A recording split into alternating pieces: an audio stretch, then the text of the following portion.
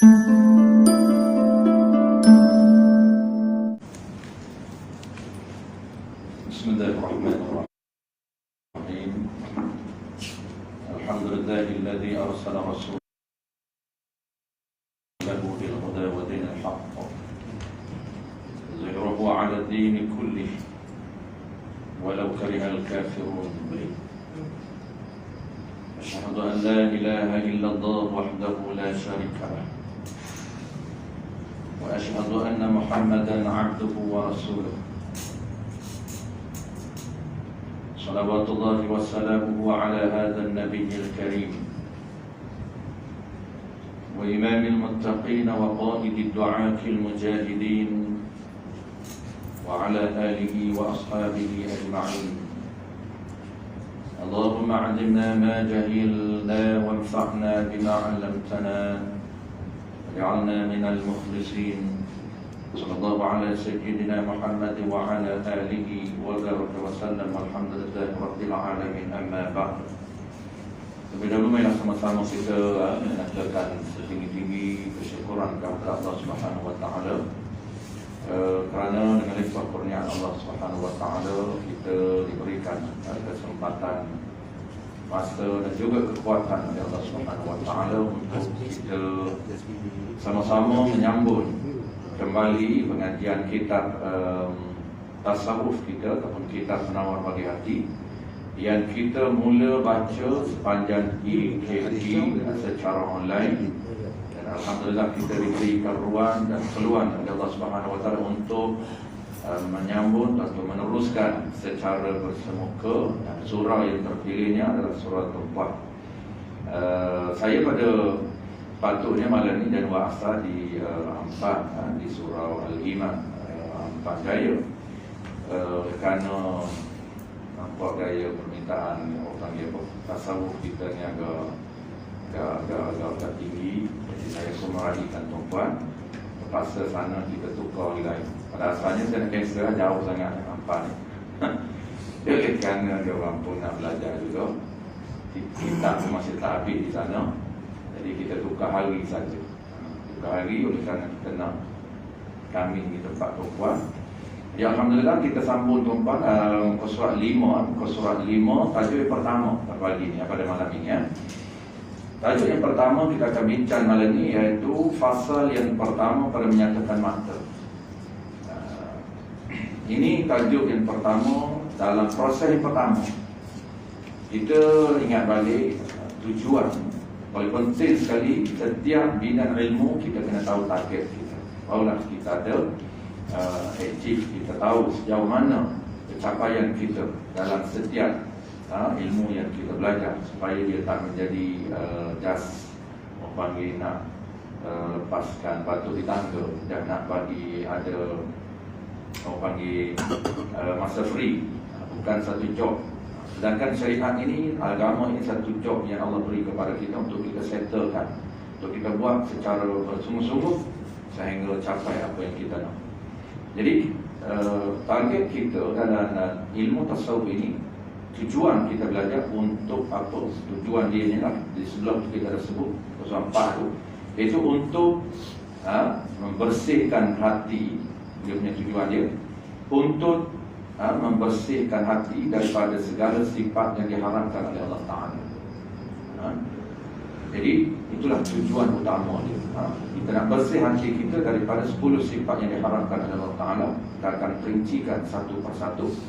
Dan dalam masa yang sama kita nak install ataupun kita nak masukkan ke dalam hati kita ini 10 sifat yang terpuji. 10 sifat yang terpuji. Supaya apa? Ini dipanggil tujuan akhir. Supaya hati kita ini sentiasa ingat kepada Allah Subhanahu wa taala. Itu dia panggil target akhir orang mengaji tasawuf ini, supaya hati dia ini ingat kepada Allah Subhanahu wa taala dalam setiap masa. Maka proses nak lalui untuk capai target akhir itu, dia ada 3 proses. Ada 3 proses. Proses pertama yang kita akan mula pada malam ini, iaitu kita kena bersihkan anggota zahir. Nak bersihkan Nak buang sifat takabur, rasa ego, rasa bangga diri, rasa hebat. Nak buang itu bukan senang kalau tak mulakan dengan langkah pertama. Langkah pertama kena jaga 7 anggota zahir. Kenapa? Kerana dosa ni, kesalahan yang kita buat ini di atas ini 7 anggota yang kita kena tahu cara nak jaga dia. Dan mula malam ni cara kita menurut sisi pandang syariat, bukan cara nak jaga menurut kesihatan zahir, tetapi menurut kesihatan rohani. Yang kedua, kita nak bincang, akan datang tajuk yang kedua, proses yang kedua. Kita nak kena buang, dia panggil proses sifat, ataupun dia panggil membersihkan hati daripada 10 sifat yang diharamkan oleh Allah Subhanahu Wa Taala. Jadi sifat itu ada dalam diri kita, dia natural, dia panggil semula jadi. Allah Ta'ala cipta nafsu kita, dan Allah Ta'ala akan cipta dia punya sifat jahat secara seiringan dengan nafsu yang diharapkan oleh Allah Ta'ala. Ego kena buat, kena masuk sabar, kena masuk rasa bangga diri, kena buat masuk rendah diri. Dia ada guru dia ada pasangan dia. Proses yang ketiga, jadi 3 proses. Proses ketiga kita buang 10, kemudian kita masuk 10. Cara dia kita akan belajar satu persatu. Dia buang, dia terus masuk. Maksudnya kita amalkan, kita sabar. Dan sabar itu kita kena belajar. Sabar menurut syariat. Sabar kena ikut syariat, bukan sabar. Kita banyak sabar tak kena tepat. Sabar dulu, bagi kat kawan dulu. Gila mengaji, sabar lagi. Kita bagi kawan dulu sabar. Dah 10 tahun tak mengaji lagi, 10 tahun tak tahu tata cara mendirikan syariat yang betul. 10 tahun dah hidup di dalam ilmu syariat. Kesepaduan pemikiran, keseragaman modul, bukan sahaja di negara kita, bukan sahaja di Fatani, tapi seluruh Nusantara. Tuan-tuan pergi ke Brunei, modul yang sama. Fatani, modul yang sama. Malaysia, modul yang sama. Pergi ke Aceh, modul yang sama. Minangkabau, modul yang sama. Maknanya rumpun Melayu Nusantara, kekuatan Islam sebelum datangnya penjajah, mereka kuat. Keseragaman pemikiran, bukan saja pemikiran mereka wahdatul fiqh kita panggil, tetapi mereka nak seragam pemikiran, persamaan pemikiran. Dia bermula daripada modul yang sama. Itu penting untuk belajar modul yang sama. Jangan modul yang tidak dihadirkan. Hari ini kita main bedah, baca semua kitab. Itu jadi keserabutan jemaah. Jemaah ramai tapi tidak ada perpaduan. Hak ni sembahyang tak ada, apa nama ni, hak ni maya bawa pusat pada Allahu Akbar, tak bawa pusat. Macam dekat diri. Ada sembahyang macam kita, tak apalah, macam mazhab Syafi'i. Tidak ada keseragaman mazhab. Kononnya langit terbuka, independen. Tidak lagi kita tak berlakunya kebergantungan kepada mazhab. Asalkan ada hadis, oh hebat dia punya hujah. Inilah idea-idea yang menusuk masuk, menyebabkan berlakunya perpecahan pemikiran di Nusantara, dan juga tidak lagi berlaku dijadikan misteri, tidak jadikan arus perdana. Orang kata apa, kita pernah bagi hati mengaji buat apa? Tak kenalkan lagi. Kaki ni, 2 kaki. Baik, kita mulakan dengan mata. Ada padanya 7 pasal. Ada padanya pada kitab yang pertama ini 7 pasal, ini 7 tajuk. Pasal yang pertama pada menyatakan mata. Pasal yang pertama pada menyatakan mata. Ketahui olehmu, ketahui olehmu. Jadi hendaklah kamu tahu, hendaklah kamu belajar. Ini hendaklah di sini wajib ni, kata orang yang akhir balik. Akhir balik saja dia wajib. Belajar ni, i'lam ni, hendaklah kamu tahu, jadi hendaklah kamu belajar. Belajar makna apa? Hendaklah kamu belajar sehingga kamu tahu. Jangan belajar separuh jalan, tak tercapai target. Hendaklah kamu tahu, hendaklah kamu belajar sehingga kamu faham. Apa dia yang wajib kamu belajar?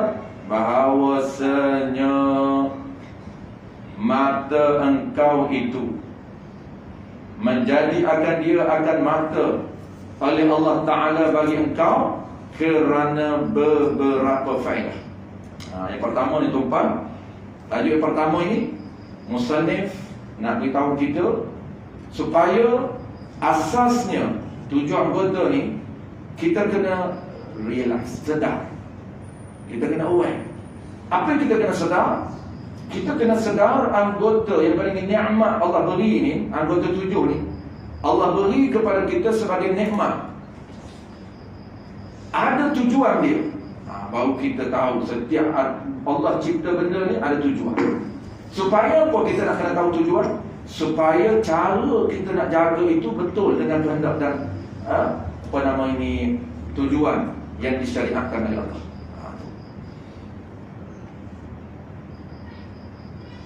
Kerana tujuan dia, kerana beberapa faedah. Allah Ta'ala jadikan mata ini ada beberapa faedah. Jadi beberapa kegunaan, beberapa manfaat yang bangsa akhirat. Bangsa ni jenis tuan-tuan, business model. Bahasa Melayu. Kita kan bangsa Melayu.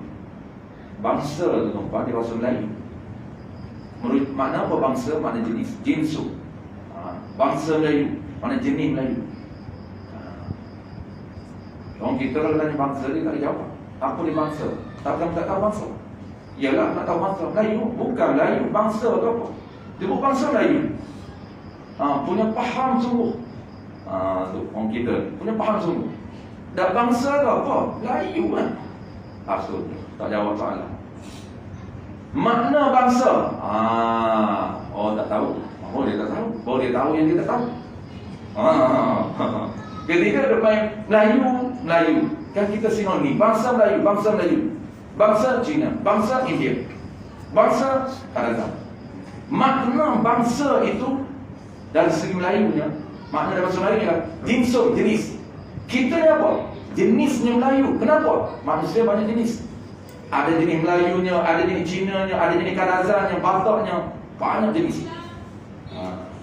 Dia panggil jenis manusia.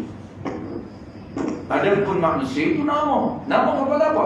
Nama kepada tubuh badan kita. Dipanggil manusia. Dipanggil An-Nasun, orang Arab. Melayu ni dia terjemah daripada An-Nas. Jadi manusia. An-Nasun.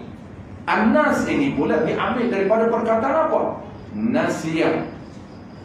Orang Melayu ni tuan-tuan, dia cakap Arab banyak.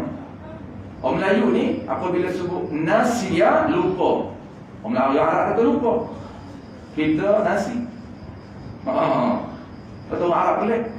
Makan nasi makan lupa. Orang Melayu cepat lupa. Dia makan lupa.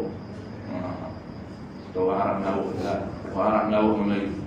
Kata Melayu ni payah apa? Makan lupa. Sebab nasi itu makna orang Arab lupa. Nasiya. Makan lupa. An-Nasun. Bangsa akhirat, yang jenis akhirat. Jenis tu pula orang tanya pula. Ni tak belajar cara ni tu apa lama. Ni untuk orang dulu-dulu je lah. Hari ni kita kena explain. Jinsum ni, jenis ni dia asal jinsum. Jenis jinsum Arab. Apa dia jenis? Nisbah. Maksud nisbah, tanya pula nisbah. Perkadaran. Dia orang mari pula go matematik dah. Tak selesai. Jadi nisbah akhirat. Jadi faedah mata ni ada nisbah akhirat dan bangsa dunia dan ada nisbah dunia. Kita kena tahu. Apa tujuan Allah Ta'ala cipta mata kita untuk manfaat dunia dan juga apa tujuan mata kita ni Allah cipta untuk tujuan akhirat. Kena tahu dua ni. Kenapa nak tahu? Supaya kita pandai guna mata untuk akhirat. Inilah dia target akhir. Dan kita kena tahu juga untuk tujuan dunia. Kalau kita nak jadikan tujuan dunia itu menjadi akhirat, ini perlu pada ilmu fiqh. Bermakna tuan-tuan, dua-dua nisbah ini, dua-dua tujuan ini, dua-dua mata ini, dua-dua nisbah kita boleh jadikan berpahala. Itu tujuan. Kita melihat asalnya, kita melihat benda yang nisbah akhirat saja dapat pahala. Kita melihat nisbah dunia tak dapat pahala apa kalau kita tak tahu cara. Sekarang ni tuan-tuan, ulama dah ajar kepada kita cara menjana pahala dengan mudah apabila ada ilmu fiqh. Di sini ilmu fiqh dicampur dengan campur dengan tasawuf. Maknanya akhirat pun dapat pahala, tengok Quran pun dapat pahala, tengok kitab pun dapat pahala, tengok ulama pun dapat pahala, tengok ibu kita pun dapat pahala, tengok anak isteri kita dapat pahala, tengok jalan pun dapat pahala. Asal tengok jalan dapat pahala paruh je. Kenapa? Itu dunia. Itu kita kena tahu cara dia. Qala al-musannif rahimahullahu ta'ala. Maka ni dia nak perincikan. Maka ni dia nak menyenaraikan contoh-contoh fungsi ataupun tujuan mata itu nisbah akhirat. Supaya kita tahu kita nak guna mata kita untuk dapat pahala. Jadi secara umumnya tuan-tuan, yang kita kena tahu, Allah cipta anggota kita, dia menjadi modal untuk kita create pahala. Itu tujuan. Allah cipta anggota kita, formula daripada kepala sampai kaki. Secara umumnya, apa fungsi dia? Allah nak jadikan modal untuk kita create pahala. Dengan badan inilah yang kita dah boleh bangkit, dan dengan badan inilah yang kita boleh mengerjakan ibadat. Dia panggil ibadat badan ini. Walaupun dia tidak ada harta nak buat ibadat dengan harta benda dia tak mampu, tak apa. Dia orang susah, tidak ada harta nak sedekah, tak apa. Dia ada badan dia. Keadilan Allah Ta'ala mencipta pelbagai manusia. Apa nama ni manusia dengan pelbagai bentuk. Yang boleh kita jadikan pahala. Dia boleh buat duit harta tidak ada, tapi boleh buat dengan badan dia. Boleh solat. Berapa banyak solat yang dia boleh buat dengan asalkan dia rajin. Itu dipanggil ibadat badan ni. Ibadat dengan mengerjakan anggota tujuh. Baik. Itu secara umum. Baik, dia nak senaraikan contoh mana tujuan mata untuk akhirat, dapat pahala. Jadilah yang tuan-tuan kita jalan, kita kadang-kadang terrealize. Mata kita ni kita tak berapa nak perasan bahawa banyak benda yang kita boleh buat pahala dengan mata. Ini kita kena ada connection selepas daripada ini. Sebelum kita buat benda, kena ada connection dengan Allah Ta'ala, dan kena ada niat. Yang pertama, maka setengah daripada segala faedahnya faedah mata. Faedah mana? Yang bangsa akhirat, yakni yang jenis akhirat. Pertamanya, memandang kepada langit. Pandang langit itu bukan dunia, bukan. Kali kita tengok langit. Buka pintu nak pergi kerja tuan-tuan, sebelum naik motor tengok langit dulu. Tengok saja ya. Tak ada apa, tak dapat pahala. Tu dia kena tahu asas. Asas dia tuan-tuan dua benda. Ingat asas dia dua benda. Apa saja pekerjaan kita, dua benda ini cara untuk kita dapat pahala. Pertama, kena niat. Yang kedua, perbuatan. Kalau benda perbuatan itu ada protokol, ada etika dia, pastikan tata cara pelaksanaan menepati panduan yang disyariatkan oleh Allah. Sebab itu kenapa Islam datang, bukan datang secara tanpa package. Islam ni dia ada package, ada panduan, ada peraturan. Sebab itulah Iqra bismi rabbikal ladzi khalaq. Tuntutan untuk kita belajar. Kerana Islam datang dalam bentuk ilmiah. Tak boleh kita ke mana pun, tak boleh kita nak tolak. Aku tak nak ambil tahu tentang peraturan Islam, tak boleh. Kerana Islam datang dalam bentuk yang ilmiah. Baik. Yang ada dua. Pertama, niatkan Allah. Yang kedua, kita kena buat mengikut panduan tata cara dia. Bagi Islam dia ada tata cara. Sebab itu diturunkan Nabi. Dan Nabi ni Allah Ta'ala pilih sama dengan kita, sama jenis dengan kita. Dia tak lantik di kalangan malaikat jadi Nabi, tidak. Dan dia tak lantik juga jin. Bahkan dia lantik manusia untuk ajar manusia dan untuk ajar jin. Jin dia boleh, Nabi boleh mengatasi alam jin. Sebab tu Nabi boleh ajar jin, Nabi boleh ajar manusia. Nah, Nabi juga dia boleh meretasi alam hayawan. Itu kehebatan Nabi gitu. Dia boleh meretasi beberapa alam. Bahkan semua alam mampu diretasi oleh Nabi. Itu kehebatan. Tubuh, badan, jasad Nabi berada di 5 alam. Itu tuan-tuan. Sebab itulah Nabi kita ni, jangan lupa tuan-tuan hari-hari sebutlah nama dia. Hebat sangat orang dia. Apabila orang yang kita tak kenal hebat, kita sentiasa wirid, sentiasa menyebut kehebatan dia. Dan orang yang paling hebat atas dunia ini tuan-tuan, tidak ada orang lain. Sebab itu dia boleh bersama-sama. Siapa pengiring dia ketika mana dia bertemu dengan Allah Ta'ala? Pengiring dia ialah Jibril AS. Pengiring dia ialah Mikail. Pengiring ialah Israfil. Mikail, Israfil ni, Jibril tiga ni yang ketua. Dan di kalangan tiga orang ini yang menjadi ketua, di kalangan ketua dia ialah Jibril. Dia ada berbeza. Jibril, Mikail, Israfil ala lain. Tetapi Nabi dia boleh berada semua ada. Itu kehebatan Nabi kita. Pertama, jadi sebab itulah yang keduanya, pastikan apa saja kita buat kena betul dengan syariat.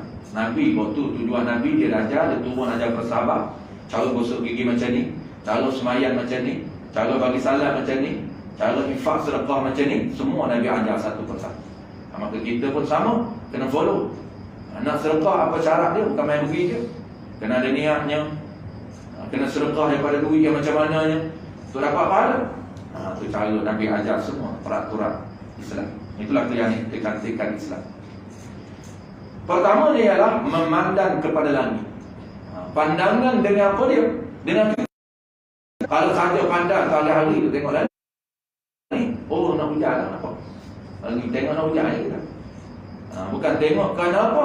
Kerana nak sedar kebesaran Allah, nak rasa kehebatan Allah Subhanahu Wa Taala. Boleh buat langit tanpa tongkat. Allah boleh cipta langit tanpa ada tongkat, tanpa ada tu ni. Fikir dari segi akal tak mampu nak analisis. Tak boleh. Kenapa? Kerana cari lagi. Tidak ada satu tokoh ataupun satu ilmuwan yang boleh mengemukakan di mana beradanya tongkat ataupun di mana beradanya tiang kepada langit. Langit yang menjadi bumbung kepada bumi, dia tidak ada tiang dan tidak ada tongkat. Kalau letak bumi atas apa? Itu juga menjadi orang panggil pertanyaan di kalangan manusia yang cuba untuk mencari. Tapi kita nak apa dia? Kita nak tengok bumi, tengok langit, nampak kebesaran dan kehebatan Allah. Kalau dia tak kenal Allah, kudrah tak boleh connect dengan hati, sebab dia tak kenal kudrah. Tapi kalau orang belajar ciri Allah yang bernama Qadirun ataupun kudrah, dia akan nampak setiap pandangan mata dia, setiap pendengaran dia, dia ada connection dengan Allah Ta'ala. Maksud apa? Maksud dia sedar, oh hebat sungguh Allah. Kenapa Allah boleh hebat? Karena dia mempunyai ciri yang bernama qudrah, ciri yang bernama berkuasa yang berada pada diri Allah Subhanahu Wa Taala. Itu tujuan dia. Allah cipta, tengok langit, dapat pahala. Dan kedua, dan melihat, memandang kepada matahari dan memandang kepada bulan. Ini ada pahala semua. Dan memandang kepada bintang dan lainnya, lain daripada memandang langit, matahari, bulan dan bintang. Tapi yang ada pahala tu, pandangan dia macam mana? Supaya berdalil engkau dengan dia, dengan pandangan tersebut atas adanya Allah Ta'ala dan atas keesaannya, keesaan Allah Ta'ala, dan atas kuasanya, atas kuasa Allah Ta'ala. Ini pandangan tersebut ini bercirikan. Ciri yang pertama boleh sebut adanya Allah Ta'ala. Dia tengok bumi, tengok bulan, tengok matahari, tengok bintang sebagai dalil, sebagai bukti bahawa adanya Allah Ta'ala. Dia kata tu, dia tengok nampak bulan yang hebat, cantik bulan purnama, hebat bulan, hebat bintang. Dia akan dia akan sedar bahawa inilah dia tanda Allah Esa. Bercirikan satu, dia tidak sharing dengan orang lain. Dia buat bumi, dia buat langit, dia buat bulan bintang, tak sharing dengan orang lain. Maknanya perbuatan dia secara total, tanpa itu menjadi asas atau parameter kepada dua benda ini. Sebab kadang-kadang kita pandang sudut zahir, itu kesilapan teknikal, apabila dia lupa makna. Sebab itu disiplin ilmu syariat, dia tak boleh lari daripada makna. Kalau kita tinggalkan makna, kita akan fail dalam orang panggil kita tinggal makna, maka hukum kita akan silap. Sebab apa? Sebab dia nak hukumkan satu benda, nak sebut ini dunia, nak sebut ini akhirat, dia kena tahu makna akhirat. Kena tahu makna dunia. Itu penting untuk kita tahu makna. Jadi disiplin ni jangan langgar. Hari ini dia tak tahu apa pun, tapi dia pandai hukum. Dia tak tahu apa riba, tapi dia hukum riba. Dia tak tahu apa dunia, dia kata haji ni pergi pagi sampai balik petang. Dunia semata-mata, kerja cari makan. Memang ada dunia, tetapi terkadang kalau dia belajar, dia boleh jadikan yang dunia itu menjadi akhirat. Kenapa? Kerana makna dunia ni tuan, makna apa dunia? Tiap-tiap pekerjaan yang tidak ada hasil pahala di akhirat nanti, itulah dunia. Sama ada rupa akhirat atau rupa dunia, itu sama ada tu dia panggil nak tamim. Saya ulang sekali lagi tuan, dunia ialah pekerjaan ataupun aktiviti yang tidak mendatangkan pahala di akhirat, sama ada rupa dunia. Rupa ni maknanya kita tengok semayan atau rupa, sama ada rupa dunia ataupun rupa akhirat. Apa contoh tuan? Contoh dunia, rupa akhirat dulu, kita ambil dulu. Kita tengok contoh pertama, rupa dia ni adalah rupa ibadat, tetapi tak jadi akhirat, jadi dunia. Kenapa? Kerana dia apabila dia mati, dia berpisah, berpindah alam dia panggil. Mati ni tuan, syarat untuk berpindah alam. Sebab itu kenapa wali Allah ni, kita belajar tentang kitab wali Allah. Kenapa dia minat, dia rindu kepada mati? Kita takut mati. Memang tak get ready mati. Jadi kita akan belajar dalam ni tuan, dia kena sentiasa bersedia untuk mati. Ni last kali di belakang. Ulama ni dia rindu kepada mati. Kenapa? Kerana mati itu adalah sempadan untuk dia bertemu Allah. Mati berpindah alam. Alam ada dua lagi. Kita platform ada dua lagi sebelum sampai ke kampung halaman. Platform pertama arwah yang alam kubur. Tu ribuan tahun tuan, duduk alam kubur ribuan tahun. Tu kalau tak ada aset, memang jam. Memang kena ada aset, kena ada pahala. Sebab nak hidup di alam arwah ni, alam kubur ni tuan, dalam gelap gelita, hidup seorang diri, tak ada kawan-kawan. Nak lepok kedai mamak tak ada lah. Nak keluar jalan-jalan memang tak boleh lah. Nak hiking pun tak boleh lah. Duduk lepok dalam kubur, tak pergi mana lah. Ribuan tahun, dunia sekejap. Dunia memang tak lama, 70 tahun, 80 tahun. Tapi alam arwah bawah ni dah lagi lama daripada atas. Dan platform kedua, dah lah terseksa bawah. Naik, Allah tukar pula platform lain, tu alam lain, iaitu nama dia lah alam mahsyar. Mahsyar ni mana dataran. Allah bangkit daripada alam kubur ke dataran. Dataran ni pula tumpang kata para ulama memang tidak ada angka, ribuan tahun. Lagi lama juga dengan alam arwah. Allah transit kita, di situlah dia. Ulama menyebut antara azab dan kubur azab lain. Azab yang Allah azabkan sebelum Allah azab dalam neraka. Apa dia? Menunggu. Dunia pun terseksa menunggu. Sebab tu orang tak nak menunggu. Menunggu tu apa? Tak nak ambil giliran mana-mana, tak sanggup menunggu. Tu dia sanggup cross tu. Ada orang sanggup tu ambil nombor dulu, balik dulu. Sejak datang balik tak sampai nombor ni. Dunia pun dah terseksa. Itu baru sejam, baru 2 jam, 3 jam. Bukan 3 jam, 2 jam. Patut tahu dia menunggu di dataran. Menunggu apa? Menunggu Allah hitung seorang demi seorang amalan dia, lepas kata lepas. Yang roblok yang pertama. Dan the last kali, tu baru alam kekal, baru kampung. Dia panggil alam kekal. Sebab tu tuan-tuan, akhirat ni dia panggil dar. Mana apa dar? Mana penempatan kekal kita. Dar ini darul akhirah, penempatan kekal kita tu pada akhirat. Kekal dia tak ada dah selepas tu. Tidak ada penempatan selepas daripada penempatan syurga dan neraka. Syurga tu lupa nama kepada penempatan, macam tumpang hari ni peringkat sebelah kan. Peringkat sebelah nama tempat. Begitu juga syurga. Syurga ni nama kepada penempatan yang ada kenikmatan yang luar biasa. Maka nama syurga jannah.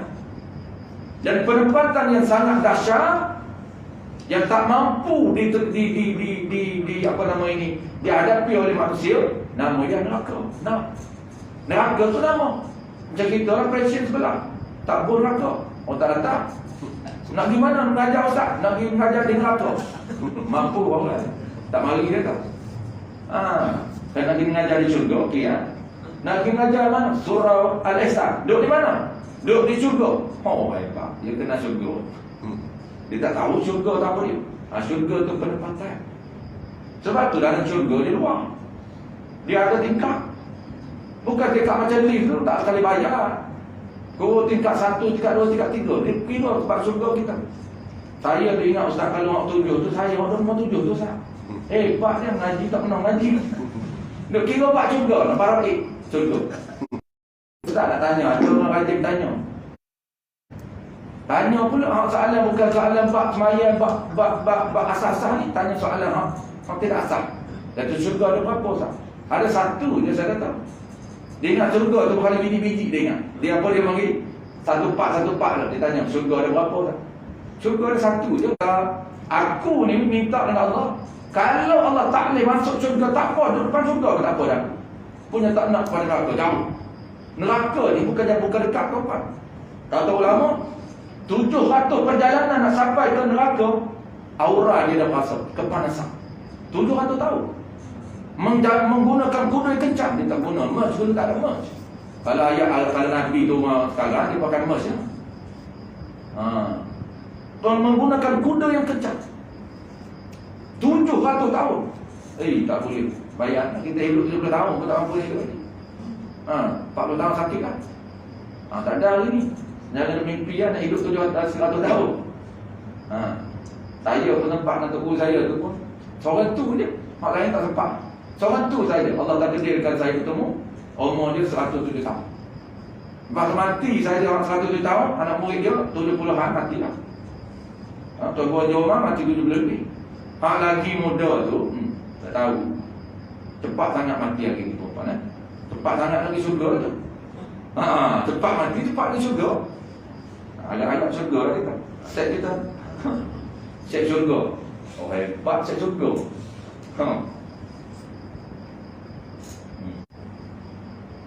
Okey, yang kedua. Dan contoh yang kedua. Tak selesai lagi tu apa? Mana akhirat kan? Dia lari kalau bercontoh dia lari habis. Ni cara ni. Putih kau apa kan? Tapi tak lepas setengah. Boleh pada ustaz. Okey, lepas setengah. Jangan pukul 9 tak larat. Kalau lepas setengah. Kalau saya bedah pukul 9, pukul 4 lagi saya pun lari. Saya tak mengaji lama pada kata guru. Malah saya mengaji lepas insya satu kuliah. Lepas insya satu kuliah. Lepas insya satu kuliah. Mula dah pukul berapa saya mula tu? Pukul 10 lah mula lebih. Habis tu guru dia ada setengah dia. Sebelum pukul 12 habis. Kadang-kadang dia sejam ya. Dia tak boleh terima mengaji kita di rumah. Punya orang panggil apa? Ilmu tu hilang. Saya kata mengaji kita.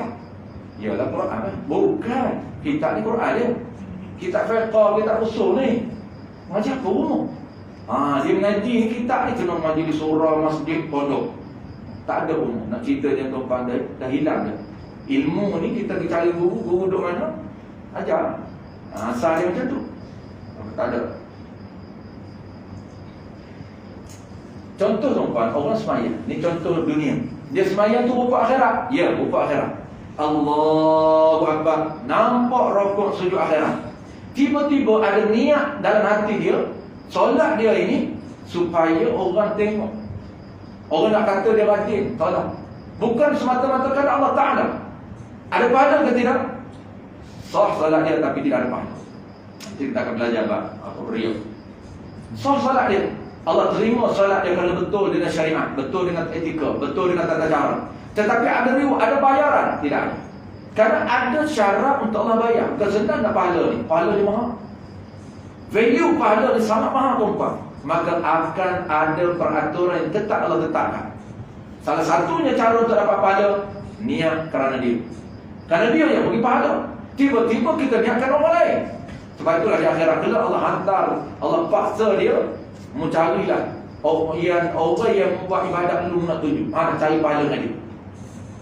Nak tunjuk kepada orang lain, kita cari pahala di akhirat dan dengan orang lain. Allah Ta'ala bentak. Apa status pekerjaan dia itu dunia? Kenapa tuan-tuan? Kerana ketika mana dia berada di alam lain, tidak ada pahala pun bacaan Quran dia, tidak ada pahala pun sedekah dia, tidak ada pahala pun ibadat solat dia, walaupun rupa ibadat. Itu contoh pekerjaan dunia. Contoh yang kedua, pekerjaan dunia tetapi rupa dunia. Rupa dunia tuan-tuan, nampak tu bukan sedekah, bukan baca Quran, bukan zikir, memang dunia. Mana contoh tuan-tuan? Contoh kerja tu kita selalu bagi contoh. Tuan-tuan keluar kerja balik malam, balik petang. Tapi niat kerana infak, kerana untuk mendapatkan perbelanjaan wajib diri anak-anak. Dah wajib ustaz banyak dah lebih. Niat untuk mendapat perbelanjaan sunnah. Niat. Keluar pagi tu, aku kerja ni semata-mata kenapa? Kerana tuntutan Allah suruh cari perbelanjaan sunnah wajib. Untuk mencari perbelanjaan wajib dan perbelanjaan sunnah. Kenapa? Wajib ni keperluan harian dia, keperluan harian anak isteri dia, keperluan untuk dia menyediakan rumah. Kupus tak, rumah tak ada lagi, duk sewa je ni, nak beli rumah. Dapat belanja wajib. Kerana wajib menyediakan rumah untuk isteri dia, tak mampu, kena sewa. Tuan-tuan tu dia belajar tu nafkah wajib ada 3. Rumah dapat tinggal dan tempat tinggal. Pernah sebutkan saya tadi. Maksudnya tuan-tuan, kalau tak mampu buat rumah, mampu sewa, kira mampu. Kira mampu. Jangan kira pasal kemah je. Tak mampu tu. Tapi kalau isteri dia reda, tak apa. Tanah ada nak buat rumah tak boleh, nak sewa tak boleh. Pasal kemah boleh. Isteri dia reda, boleh kahwin. Carilah siapa nak masuk orang asli. Mungkin asli tu lah kemah dia buat tak apa. Comel lah dia sebut. Dan nak comel tak ada.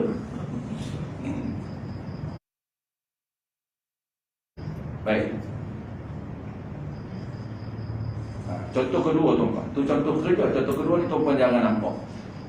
Ni kena buat jangan tukar edit pula apa panggil setting niat. Contoh pertama tadi kita niat kerana belanja wajib belanja sunat. Awal dah siap ada rumah, ada pakaian apa semua, belanja sunat. Dengan ada duit ni lah boleh belanja sunat. Sunat apa? Sunat beli makanan untuk anak, sunat beli pakaian lebih untuk isteri, sunat beli pakaian lebih untuk anak. Apa saja dia belanja sunat untuk anak dia, untuk isteri dia, untuk kawan-kawan dia, kena ada duit. Sebab tu dia bekerja. Walaupun dia duit banyak, tak apa. Kerana duit banyak tu dia nak bagi infak. Duit banyak tak simpan tu masalahnya. Baik, contoh kedua tu. Contoh kedua, ziarah. Kita pergi ziarah mak adik-adik kita, ziarah mak kawan kita, ajak kawan jumpa kawan lepak kedai. Boleh pahala asal. Sebab niat dia jumpa kawan untuk silaturahim. Tu pahala dia besar. Tapi kerana kita tak tahu, kita jadi dunia. Pergi lepak kedai mama, pergi jumpa rumah kawan, ziarah rumah kawan, mata-mata apa? Mata-mata lama tak jumpa, tak dapat pahala. Tetapi kalau niat semata-mata sunat ziarah, rahsia dia menghubung silat, merapatkan lagi dengan kawan dah lama tak jumpa. Itu rahsia. Tetapi syariat sunat ziarah, rahsia dia lain, syariat dia lain. Syariat tu Allah rubah satu syariat peraturan. Allah tak wajib tapi sunnah. Sunnah tu pula afdal. Kalaulah orang yang rapat dengan kita lagi afdal, adik-beradik kita lagi afdal, kawan rapat kita lagi afdal, anak murid kita lagi afdal, guru kita lagi afdal. Ziarah. Tapi kalau kita tak ada ni apa, beli, tak ada pahala. Baik, settle. Kita dah faham tuan dunia, maka kita faham akhirat. Tak boleh contoh akhirat. Makna dia. Apa makna akhirat? Akhirat ni makna dia tuan, tiap-tiap urusan dan pekerjaan yang ada pahala di akhirat nanti, sama ada rupa dunia ataupun rupa akhirat. Tu contoh kita dah bagi sama je contoh. Kita ulang sekali lagi. Aktiviti ataupun urusan yang ada pahala di mana? Di akhirat nanti. Lepas tu penting kepada pahala, kena ada mindset pahala. Bukan mindset bisnes saja, mindset pahala. Tiap aktiviti ada pahala. Inilah mindset para ulama. Ulama dia tak akan buat benda yang tidak ada income. Dia buat semua benda ada pahala. Walaupun kita tengok nampak dunia, tapi dunia ada pahala. Itu para ulama. Sebab dia tahu cara nak create pahala. Kalau aktiviti kita ada pahala di akhirat nanti, sama ada rupa itu rupa akhirat atau rupa itu rupa dunia, tak kisah. Contoh, samalah. Itu penting tu, pada pastikan gosok gigi yang jadi akhirat. Gosok gigi ada pahala. Last sekali pun pasal tanda kata setengah. Last. Dan melihat Quran. Ini mudah. Melihat Quran tu. Semata-mata tengok Quran. Sebab tu tuan, kalau kita tak boleh baca Quran, jangan baca Quran. Haram. Tengok je dapat pahala. Ada orang dia termotivasi. Sebab tu bahaya juga motivasi ni. Dia motivasi ni, dia kena susuli dengan etik syariat. Dia susuli dengan pelaksanaan. Kalau kita duduk, orang panggil duduk motivate, bagus motivate. Tetapi sepanjang masa hanya motivate, tidak ada ruang untuk ajar orang melakukan ibadat yang betul, bahaya kepada jemaah. Datang ustaz ni pun motivasi, buatlah bangkit tahajud malam, banyakkan sembahyang sunat duha tuan-tuan, belajar kita sedekah banyak-banyak. Dia motivasi untuk buat ibadat bagus, tetapi dalam masa yang sama dia kena ada ruang dan masa untuk ajar yang orang dah terinspirasi itu cara buat ibadat yang betul. Tidak haram. Oh, kawan ni semangat baca Quran. Ustaz kata jangan pastikan satu hari yang tidak pernah kita baca Quran. Rugi tuan-tuan. Oh, dia pun semangat baca Quran, balik buka Quran. Bismillahirrahmanirrahim. Tabat yada Abi Lahab. Tu baca Quran tu baca apa? Semangat baca Quran. Dia kata ustaz kata jangan tak baca Quran satu hari. Ustaz tu umum untuk orang pandai baca Quran. Kita tak pandai baca Quran, belajar baca Quran.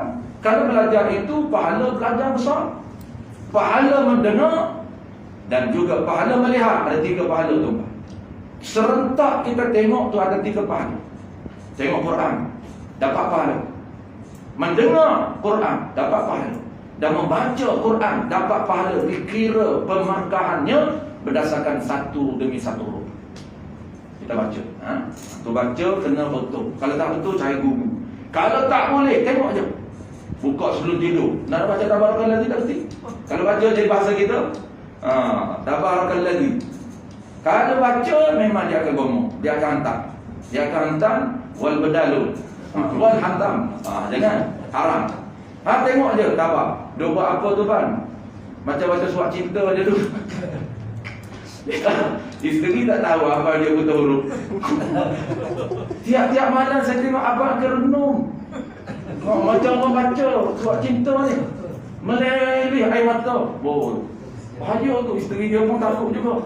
Belum tidur tengok surat, meleleh air mata. Dia sedih tengok tempat tak boleh baca Quran. Dapat pahala tuan-tuan. Tengok Quran dapat pahala. Rasa sayu, rasa sedih tak dapat baca Quran, dapat pahala. Dia kisah apa ni? Kisah. Soal isteri dia tengok lain tak apa tu. Kemudian kacau lah. Cakap isteri dia diam lah. Aku dia tengok buat ibadat ni. Ibadat apa lagi tu? Terima pelik lah. Lepas tu kena mengajar isteri ni. Tak ada ajar isteri bawa. Pelik dia. Aku pelik dia kata abang ni sekak tu mengaji ni nampak pelik sikit. Tapi jangan bahaya mengaji ni. Dia nak buat syariat apa pelik kan? Tu Nabi kata pelik akhir zaman tu. Dia ibadat. Tengok tu dia panggil ibadat, melihat Quran, ibadat. Mendengar Quran. Tuan-tuan tak biasa, dia tak boleh baca Quran. Tak apa saya baca Quran pasal. Dengar. Tabarakalladzi biyadihil mulku wa 'ala kulli syai'in qadir. Dengar, tidur. Tak tahannya dengar seminit. Lepas tu tidur. Tak ada habis sabar tidur. Tak apalah, boleh juga pahala saya ni. Dan melihat akan jalan kepada masjid, dapat pahala apa? Dan kepada tempat menuntut ilmu, dapat pahala. Tengok mari, dia ada kerja ni balik tadi. Dapat pahala, kita tengok jalan nak dapat ke surau. Pahala apa tuan-tuan? Tengok perbuatan. Kalau keberatan pada malam ini perbuatan wajib, bukan sunat ni. Wajib pula ada dua ranking. Ada wajib fardu ain, setiap individu wajib. Ada wajib kifai, nombor 2. Kifai itu pahala dia murah sedikit daripada fardu ain. Fardu ain ni dia pahala besar. Sebab tu tuan-tuan, saya selalu sebut cara pemarkahan pahala, sebab kita nak supaya kita tahu. Setengah orang dia ambil tak cakna kepada pahala yang ranking pertama. Sebab tu dia main tafsir hadis sirah umum, tafsir hadis sirah umum. Fiqh no. Usuluddin no way. Usuluddin apa usul-usul dia pun tak tahu. Sedangkan itu pahala yang besar. Dia berada ranking pertama. Usul berada ranking pertama. Yang keduanya fiqh berada ranking pertama. Yang ketiga yang tasawuf ranking pertama. Pahala dia berbeza dengan pahala fardu kifayah. Sirah fardu kifayah. Usulul tafsir hadis fardu kifayah. Hadis fardu kifayah. Nombor 2. Jadi tuan kan dapat pahala besar. Cuma jangan tuntut lagi lah. Tuntut pun dia tak laku pahala. Dan sampai rumah ni minta ajak, ya Allah, aku nak pahala sebab aku dah buat tadi.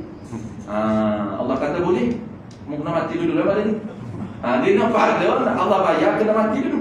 Sebab tu tuan-tuan, dalil dia, apabila mati saja, mati ni maksudnya bertukar saja, bertukar, keluar roh.